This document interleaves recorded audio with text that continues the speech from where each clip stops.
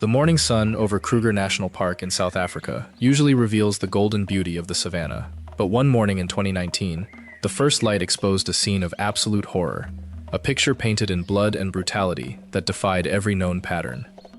The rangers, men hardened by years in the bush, used to the everyday violence of the food chain, stopped their jeeps in silence. In front of them, lying in the red dust, was the body of a prince, a young male leopard at the peak of his physical prime. Leopards are the definition of predatory perfection, solitary killers that strike with precision and vanish into the shadows. They are almost invisible. What lay on the ground was not just a dead animal, it was a message. The body was unrecognizable. There was no surgical bite to the neck, the clean signature of a lion, no flank wounds of the kind hyenas leave behind. This leopard had been shredded. Its coat, that perfect camouflage, was torn off in strips, exposing raw flesh and muscle underneath. Dozens, maybe hundreds of puncture wounds covered its limbs, its torso, its face, its vital organs. The rangers looked around, running through the usual suspects in their heads. If this had been a hyena clan, nothing would have been left. They'd have crushed the bones and devoured the carcass whole within minutes. Hyenas don't leave art behind, they leave nothing at all. If this had been a rival territorial lion, he'd have broken the intruder's spine in a single decisive blow and left the body as a warning, not a canvas. But lions don't waste time flaying the skin off their victims as if trying to humiliate them. That kind of prolonged, almost ritualistic mutilation doesn't fit any of the park's known killers. The killer wasn't a 400-pound giant. It wasn't a rival clan. The dust around the body told the real story, through hundreds of small, almost human tracks, handprints, with thumbs. The ninja of the bush, the silent assassin, had been cornered, tried, and executed by a furious mob made up of the very animals that should have been his prey. The anomaly was confirmed. The food chain had been flipped upside down and thrown into chaos. Today, you're about to witness the exact moment nature tore up its own rulebook.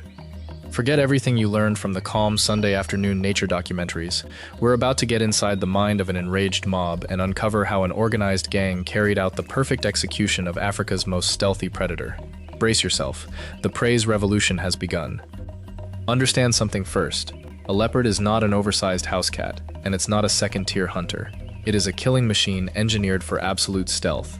An adult can drag a carcass twice its own body weight straight up a vertical tree trunk, hauling it out of reach of lions and hyenas alike. Its reflexes are too fast for the human eye to properly track. Its rosette-covered coat isn't just decoration. It's an evolved camouflage pattern that lets it dissolve into dappled shade and dry grass until the very last second. It is death arriving from above. Terror that strikes in darkness or in broad daylight, brave, silent, and precise. Of all of Africa's big cats, the leopard is arguably the most adaptable. It thrives in savanna, in dense forest, in mountain terrain, even on the fringes of cities, largely because it doesn't need a pride, doesn't need open ground for a long chase, and doesn't need to compete for hunting rights over shared territory. It simply needs to get close enough, unnoticed, for a single decisive strike. The leopard in question was young, full of testosterone and raw vigor, an overwhelming physical force that feared almost nothing, save for a full-grown adult lion. He walked the savanna with the confidence of an animal that knew exactly what power he carried. Now look at Kruger itself, nearly 20,000 square kilometers of bush, one of the largest game reserves on the continent, and home to an estimated 1,000 or more leopards, one of the healthiest wild leopard populations left anywhere in Africa. This isn't a zoo. It's an open-air coliseum, a gladiator's arena where weakness is an immediate death sentence, and where every single species, predator included, survives one calculated risk at a time. And within this arena, one faction operates completely differently from every other player on the field. They don't have a cat's retractable claws. They don't have a hyena's bone-crushing bite. But they possess something far more dangerous: military-grade intelligence, and a society built on extreme, coordinated violence. We're talking about baboons, specifically the olive baboon, also known as Papio anubis, one of the most widespread primates on the African continent, found from Mali all the way to Tanzania and Kenya. At first glance, you could make the fatal mistake of underestimating them. You see primates, big monkeys, social animals grooming each other in the sun. That's the facade. Behind that appearance is a Spartan army, organized around a rigid, brutally enforced male dominance hierarchy. An alpha male olive baboon is a muscular tyrant who rules through fear, armed with a secret weapon, teeth that are almost supernaturally powerful. Pay close attention here, because this is where biology turns into horror movie material. The canine teeth of a male baboon are proportionally longer and sharper than a lion's. Yes, sharper than a lion's. They are ivory daggers, built not for chewing plants but for puncturing skulls and tearing open arteries. When a baboon yawns, he isn't tired. He's showing off his nuclear arsenal to anyone watching, a threat display as deliberate as a lion's roar. An adult male olive baboon can weigh over 30 kilograms and stand nearly a meter tall on all fours, with dense, powerful shoulders built for exactly this kind of close-quarters violence. A troop can number anywhere from 20 to over 100 individuals, structured around coalitions of adult males who cooperate, sometimes against rivals from other troops, and, as it turned out that morning, sometimes against a shared predator. But big teeth alone don't explain how they killed a leopard, since technically, a baboon is not an apex predator. In a straight one-on-one duel, a leopard kills a baboon in seconds with a single bite to the throat. It happens all the time across Africa, and it's normally one of the leopard's most reliable food sources. The secret behind that mutilated body on the ground at Kruger wasn't individual brute strength. It was tactical warfare. It was collective vengeance. Let's reconstruct the events that led to the massacre. A young leopard, hungry but overconfident, spots a troop of baboons moving through the tall grass, feeding, grooming, unaware. To him, it looks like a buffet. He picks a target, maybe a distracted female, or a juvenile that's wandered too far from the group's protection. He drops his body low, muscles coiling like steel springs. He shifts into stealth mode. Silent death, advancing slowly, one paw at a time, weight rolling from the outside edge of each foot inward to avoid the smallest sound. The wind is in his favor, carrying his scent away from the troop. He's about to strike. But he makes one mistake. One single, fatal lapse in judgment. A pair of watchful eyes spots him. Baboon troops always post sentries. Animals whose entire job, at any given moment, is simply to watch the tall grass for exactly this kind of shape. The sound that rips through the air isn't a scream of fear. It's a war bark. A deep, guttural alarm call that every animal on the savanna recognizes instantly. The leopard's element of surprise evaporates in a heartbeat. Under normal circumstances, the predator would abort the mission, retreat into the shadows, and accept a temporary defeat. That's the standard outcome nearly every time a leopard is spotted mid-stalk. But this leopard is young. He's inexperienced. He commits the sin of pride. He decides he can still catch his prey. He steps forward, breaks cover, exposes himself to the entire troop. And that's the exact moment the entire dynamic shifts into something terrifying. The troop doesn't run.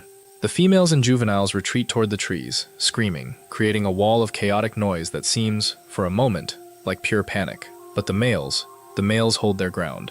They form a defensive line, and then they advance. The leopard hesitates. He's never seen anything like this before. Food isn't supposed to attack the hunter. He roars, a sound that would freeze the blood of any human, and tries to bluff his way out with false charges, quick lunges meant to scatter the group and buy himself an exit. But the baboons know this game. They're war veterans, most of them carrying old scars from past encounters with exactly this kind of predator. They begin to encircle him. It's an ancient, primal, near-flawless tactic. The pack strategy, refined by primate intelligence and passed down through generations of troops that face the same threat. The gang starts striking all at once, from multiple directions, so there's no single attacker for the leopard to focus his defense on. There's no way out now. And here's where the cruelest evolutionary advantage of this entire story comes into play. Hands. Cats have paws. They can strike, claw, pin down, but they cannot grip. They have no opposable thumbs. Baboons do. The moment a baboon gets a grip on the leopard's leg, tail, or scruff, it's over. He's immobilized, and every second he stays pinned is another second for more of the troop to close in. Already wounded, the cat understands there's no way out. This isn't a fight anymore. It's a lynching. The chaos is deafening. Baboon screams. The leopard's roars of pain and fury. Dust rising like a battlefield cloud. One-on-one, the leopard is stronger than any single baboon. And if he managed to grab one clean by the throat, the fight would be over instantly. But against a coordinated group attacking from every angle at once, defeat is inevitable. There's no flank left to defend, no direction to retreat toward. The struggle could have lasted agonizing minutes. For the leopard, it must have felt like an eternity in hell. His legendary agility means nothing when he's pinned down by 10 powerful hands at once. His claws still find flesh. Some baboons almost certainly walk away with serious wounds, gashes that will take weeks to heal. But adrenaline overrides the pain. They're locked in a blood frenzy, and in that state, nobody in the troop is backing off. Eventually, the leopard stops fighting. Blood loss, shock, and massive physical trauma shut his body down. The great hunter takes his final breath. Not under quiet stars, but under the triumphant, hysterical screams of the animals who killed him. So why all that brutality? Why not simply chase the leopard off? The answer lies in the cold logic of survival. Baboons don't forget. They know a young leopard that flees today comes back tomorrow as a full-grown, experienced killer. He'll come back to pick off their infants. He'll come back to prey on their females. By finishing him off then and there, the troop wasn't just defending itself. It was executing a preemptive strike, eliminating a future threat before it could mature. It was a calculated act of war. By mutilating the body, by leaving that grotesque scene behind, they sent an unmistakable message to the rest of the ecosystem. This territory belongs to the troop. Here, the hunter becomes the hunted. This kind of behavior, animals turning on a predator collectively rather than simply fleeing, has a name in biology: mobbing. It's well documented in smaller forms elsewhere in the animal kingdom. Songbirds mob hawks, crows mob owls, vervet monkeys will scream coordinated alarm calls that specify exactly which predator has been spotted, so the rest of the troop knows whether to look up, look down, or look into the grass. But it's exceptionally rare for mobbing behavior to escalate all the way to a kill, and rarer still against a predator as powerful and well-armed as a leopard. Chimpanzee troops have occasionally been observed doing something similar against smaller cats, using raw numbers and hurled objects to drive off a threat. What happened at Kruger went further than almost anything on record, not just driving the leopard away, but ending him completely. That kind of role reversal is rare, but when it happens, it proves something important. Nature has no absolute kings. The title of apex predator has to be defended every single second, every single breath. One moment of carelessness, one miscalculation, and the most feared animal in the forest can end up as a pile of flesh and bone in the dust, brought down by creatures he once considered beneath him. Kruger's baboon troop isn't the only case of prey animals rewriting the script. Across Africa, the food chain occasionally buckles under exactly this kind of pressure, and it's worth understanding why, because the pattern repeats. Buffalo herds are the clearest example. A single buffalo, isolated and surrounded, is a lion's meal. But a buffalo herd that hears the distress calls of one of its own has been documented turning around mid-flight and charging directly into a pride of lions to pull a herd member free, sometimes successfully, sometimes at the cost of goring one or more of the attacking lions to death in the process. Footage of these standoffs has circulated for years precisely because they invert the expected outcome: the predator fleeing, the prey pressing the advantage. Elephants offer an even starker case. A healthy adult elephant has effectively no natural predators, but young, inexperienced lions, usually adolescent males testing their limits, have occasionally been killed by adult elephants defending a calf, crushed or thrown with a single motion of the trunk or tusks. In each of these cases, the underlying math is the same as it was for that leopard at Kruger. An overconfident predator misjudges a target that turns out to be organized, defended, or simply larger and angrier than expected, and the price of that misjudgment is death. Even smaller animals play this game. Banded mongooses, weighing barely more than a kilogram each, have been recorded mobbing snakes many times their size, and in groups, driving off jackals that would trivially kill a lone individual. The pattern holds at every scale. Numbers, coordination, and a willingness to escalate can offset an enormous gap in raw physical power. What makes the Kruger baboon incident stand out isn't that the concept is new. It's that of all these examples, it's one of the very few that ends not with the predator retreating, but with the predator dead, and dead in a manner that looks less like self-defense and more like an execution. Baboons aren't apex predators, that's true. They're omnivores, meaning they eat almost anything. Their diet is mostly fruit, seeds, roots, and leaves. But this primate also eats eggs, birds, and even the newborn young of gazelles and small antelope. They wait for the babies to be born, then strike the moment they arrive in the world. When a gazelle is about to give birth, for instance, she separates from the herd. Alone, at her most vulnerable, the baboon sees the opportunity, capturing the newborn while it's still wrapped in the birth membrane, and turning it into a shared meal for the whole troop. Yes, torn apart, piece by piece, distributed according to the same rank hierarchy that governs everything else in troop life, the dominant males typically eating first. It looks cruel to us, and it is, but that's the law of survival on the savanna. This hunting behavior isn't opportunistic in the loose, accidental sense either. Researchers who've studied olive baboon troops over long periods have documented what amounts to cooperative small game hunting. Adult males fanning out to flush young antelope or hares from cover, closing off escape routes, and converging on the target from multiple sides. Essentially the same encirclement tactic that ended the leopard's life, just aimed downward at smaller prey instead of upward at a bigger threat. It's the same toolkit, used both offensively and defensively, depending entirely on which direction the danger, or the opportunity, is coming from. Baboons have also been observed committing cannibalism against weaker members of their own troop, driven by jealousy, competition over food, or struggles over social rank within the group. Infanticide by incoming alpha males, killing infants sired by a predecessor to bring females back into fertility faster, has also been documented across multiple baboon populations.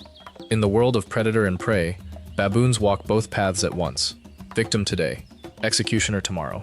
There's no fixed side in this story, only whichever role keeps the troop, or the individual, alive one more day.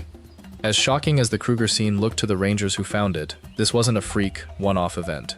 Baboon troops killing leopards has been documented, on a small but consistent scale, across multiple reserves in southern and eastern Africa over the past few decades, almost always following the same script.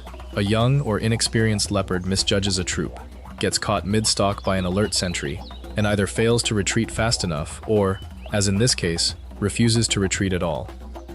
Older, more experienced leopards rarely make this mistake twice. Camera trap studies and ranger reports from across the region consistently show that adult leopards treat baboon troops with a level of caution reserved for very few other prey species, often observing from a distance for long stretches before deciding whether an approach is even worth the risk, and abandoning the attempt entirely, far more often than they commit to it. That caution is earned. It's passed down the hard way, through exactly the kind of encounter that killed this particular leopard before he ever had the chance to learn the lesson himself. It also says something about the troop itself. Baboons are not simply reactive. They're one of the more cognitively sophisticated primates in Africa, capable of recognizing individual human faces, using tools opportunistically, and maintaining detailed, long-term social memory of who owes who a favor and who's crossed who in the past. That same memory applies to predators. A troop that has been raided by leopards before will respond faster, more aggressively, and with far less hesitation than one encountering an ambush for the first time. In a very real sense, this leopard wasn't just unlucky. He ran into a troop that had already learned how this particular fight needed to end. It's worth going back, briefly, to how the rangers actually knew what they were looking at, because the forensics of a kill site tell their own story in Kruger, almost like a signature. Rangers and researchers who spend years in the park learn to read a carcass the way a detective reads a crime scene. The pattern of the bite, the location of the wounds, the way the body has or hasn't been consumed, even the direction of the drag marks in the dirt, if there are any. A lion kill is fast and comparatively clean. A crushing bite to the throat or muzzle, asphyxiation within minutes, and then organized feeding starting at the soft underside of the animal. A hyena kill, by contrast, often leaves almost nothing recognizable at all. A clan can reduce a full-grown antelope to scattered fragments of hide, and a few cracked bone ends within the hour. A crocodile kill happens at the waterline, and rarely leaves a body on dry ground to examine in the first place. Every major predator in the park has, in effect, its own forensic fingerprint. What the rangers found that morning didn't match any of them. No single decisive killing bite, no organized feeding pattern. Instead, a body torn open in dozens of places, skin stripped rather than eaten, and none of the methodical efficiency that defines how Kruger's actual apex predators handle a kill. That mismatch was the first clue that something outside the normal order of things had taken place, and the small, five-fingered tracks pressed into the dust around the body confirmed it. This matters beyond morbid curiosity. Understanding exactly how and why a leopard died feeds directly into how researchers track predator population health, territorial pressure, and conflict risk throughout the reserve. Leopards are already a species under pressure across much of Africa, squeezed by habitat loss and human conflict outside protected areas like Kruger. Every documented death inside the park, however it happens, adds another data point to understanding what's actually limiting their numbers, and whether territorial and social pressure from prey species is a bigger factor in juvenile mortality than most people assume. Back at the leopard's body, it wasn't long before hyenas and vultures moved in, finishing what the primates had started, stripping away whatever the troop had left behind until nothing remained but bone. The savanna returned to its usual silence. The baboons had already vanished into the brush, carrying their wounded and their victory with them, moving on to the next feeding ground, as if the entire episode had simply been another Tuesday. For the rangers who found the body, the scene would have been logged, photographed, and filed away as exactly what it was: a documented, if rare, case of prey killing a predator through sheer numbers and coordination. One data point in the much larger, much older story of who actually controls a piece of territory on any given day. Because that's really the lesson underneath all of this. Kruger doesn't run on a fixed hierarchy where lions sit at the top and everything else waits its turn to be eaten. It runs on a constantly shifting balance of risk, and every animal in it, predator and prey alike, is making the same calculation, moment to moment. Is this fight worth it, or is it not? The leopard misjudged that calculation once. He didn't get a second attempt. Life went on. The leopard died alone. The baboons won together.